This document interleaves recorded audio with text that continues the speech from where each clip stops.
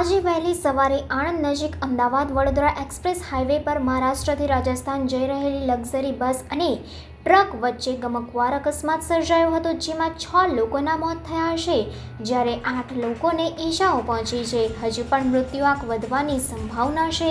આ અંગે હાલમાં પ્રાપ્ત થયેલી માહિતી પ્રમાણે બસનું ટાયર ફાટતા સાઈડમાં ઊભી હતી, ત્યારે ડ્રાઈવર, ક્લીનર તેમજ કેટલાક મુસાફરો પણ બસમાંથી ઉતરી ડિવાઈડર પર બેઠા હતા. તે સમયે અચાનક પૂરપાટ ઝડપે આવી રહેલી ટ્રકે બસને પાછળથી ટક્કર મારી અને બસ ડિવાઈડર પર બેસેલા લોકો પર ફરી વળી હતી. આ ઘટનામાં 6 લોકો કચડાઈ જતા તેમના મોત થયા છે, જ્યારે અન્ય 8 લોકોને ઈજા પહોંચી છે. અકસ્માતની જાણ થતાં બનાવ સ્થળે સ્થાનિક પોલીસ, ફાયર બ્રિગેડ તેમજ 108 એમ્બ્યુલન્સની ટીમ ઘટના સ્થળે પહોંચી હતી અને ઈજાગ્રસ્તોને સારવાર અર્થે હોસ્પિટલ ખસેડવામાં આવ્યા હતા.